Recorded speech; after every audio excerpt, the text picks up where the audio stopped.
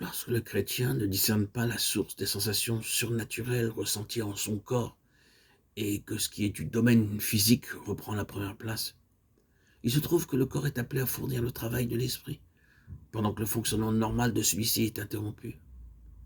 C'est le corps qui sent lorsqu'il y a fardeau ou combat, c'est lui l'intermédiaire. Que les croyants apprennent donc à faire la différence nécessaire et à discerner ce qui se passe vraiment dans l'esprit de ce qui est du domaine des émotions psychiques ou du domaine des sens psychiques. Je vous invite à lire attentivement Marc 8,12. Jésus soupira en son esprit. Jean 13,24. Jésus fut ému en son esprit. Acte 16,18. Paul étant pressé en son esprit.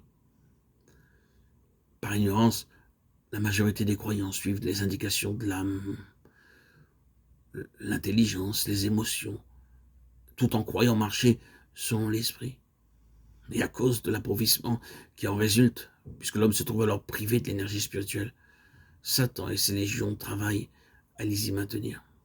Ou s'ils vivent dans le domaine de l'esprit, à les faire redescendre sur le terrain psychique, ou même physique. Aux heures d'adoration, l'ennemi évoquera des visions, il provoquera d'exquises sensations physiques de joie, d'exaltation, dans le temps de l'intercession. Voilà quelques-uns des moyens qu'emploient Satan et ses légions. Exalter l'âme. Or, toutes ces choses surnaturelles qui viennent de l'extérieur, toutes ces imitations de choses spirituelles dans le domaine de l'émotion, des sens, atteignent la vie intérieure selon Dieu et la tiennent en échec. Pris au piège des contrefaçons, l'enfant de Dieu retombera dans le domaine des choses sensibles et à son insu ne collaborera plus avec Dieu. Alors l'esprit qu'anime le Saint-Esprit n'agit plus, ne guide plus, ni dans les choses de cette vie, ni dans le service de Dieu, ni dans la lutte contre la puissance des ténèbres. Il est comme emprisonné. Même lorsqu'il est séparé de l'âme et qu'il a repris la première place, l'esprit peut cesser momentanément de collaborer avec le Saint-Esprit, en se laissant influencer par les esprits mauvais. Supposons que de l'une des façons déjà indiquées ou de toute autre, une interruption de collaboration se soit produite entre l'Esprit de Dieu et le chrétien. Celui-ci se conduira donc d'après les seules indications de son esprit, privé du secours divin. Et si l'Esprit est puissant, il s'imaginera qu'il manifeste la puissance divine, absente en réalité, surtout si de quelque façon son activité est bénie pour le salut des âmes. Ah, ressent-il par exemple un courant d'indignation?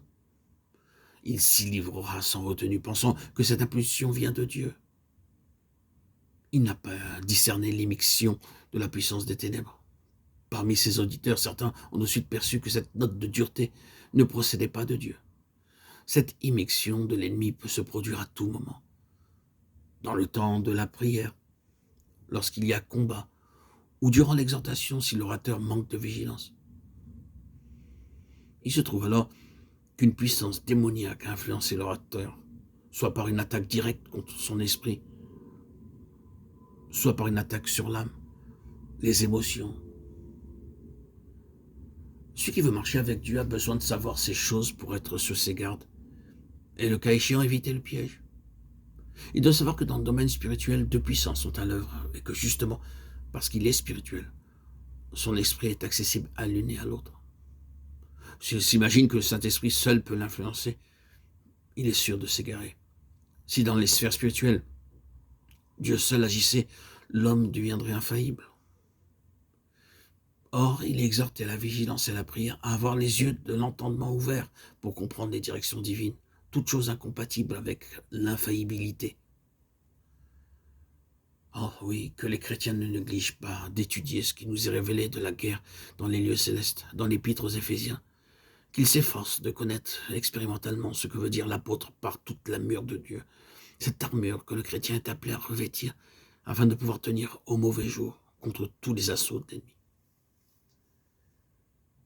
Le but que poursuit actuellement l'Esprit de Dieu, c'est le perfectionnement des membres du corps de Christ, leur maturité, pour que l'avènement du Seigneur puisse se produire et le règne millénaire de Christ s'établir. Co-héritiers avec le Seigneur, nous régnerons aussi avec lui, pour le plus grand bien de ce monde. Satan, qui séduit les hommes et les nations, sera jeté dans l'abîme. La paix régnera enfin, et la volonté de Dieu se fera sur la terre comme au ciel.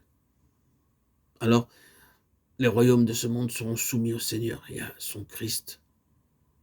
Ah oui, Seigneur Jésus, viens promptement.